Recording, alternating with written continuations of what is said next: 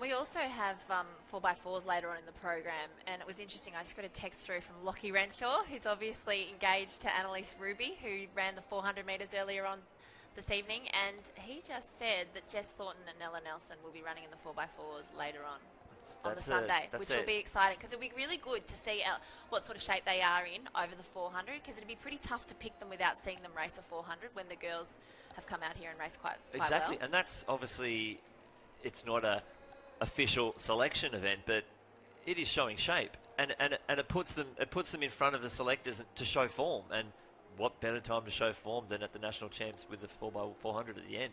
I'm organising the Queensland team, so I'm a bit nervous now that that's the New South Wales team.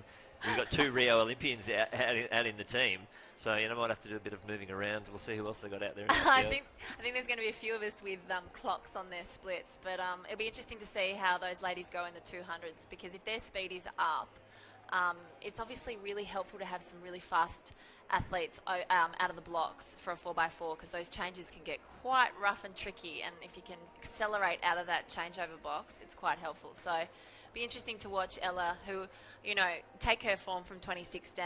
If she's anywhere near that shape, you'd think that she'd run a great 400 in that kind of shape. But and Jess Thornton, she's an exciting athlete to watch, and I love the way that she's able to compete. You put her in, you drop her into a major competition, and she always lifts and runs season's best and PBs. She's a great competitor. So you can see on the screen there, down the back straight, that is the women's triple jump qualifying. The automatic qualifying distance is 12 metres 50.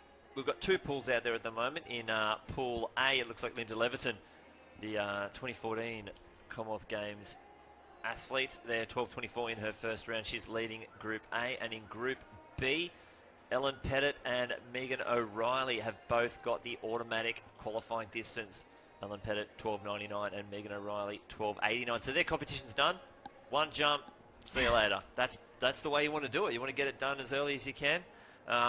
Ellen, I think she's done 2 maybe 3 games, but 2 different events, high jump and the triple jump. Yeah, not many athletes would have done that. Obviously, the sprinters in 100 and 200, but to cross over in field events, in those sort of events, it's not something that's done commonly. But it's interesting to know that quite a few athletes do go from high jump to triple jump, but to do it at a top level like that, like she has successfully. To represent the country at the Commonwealth Games in both of those events is very, very handy. Yeah.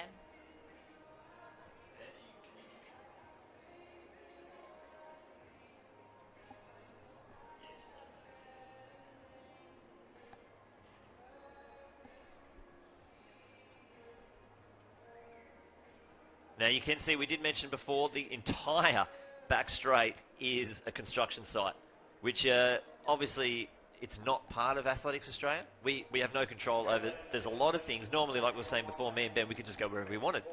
But there's roped off things everywhere, security all over the place. So obviously we have to allow for a little bit extra time in different areas. The number one thing, call room or check-in 3 hours before your event. Whew.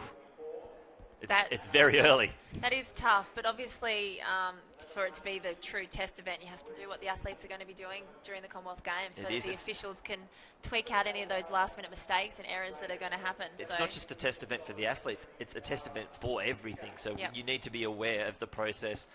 You might go to the state champs, you go to the thing, oh yeah, I'm here for the 400, sign my name, see you at the start line. But here, it's a whole new world. And it's new for a lot of these officials as well. That's why we need to run through it all these times. And it's an honour for the officials to get the gigs at these championships. They apply for the roles, and they work really hard on the track. So they get to come out and do the major championships, which is a great experience for them.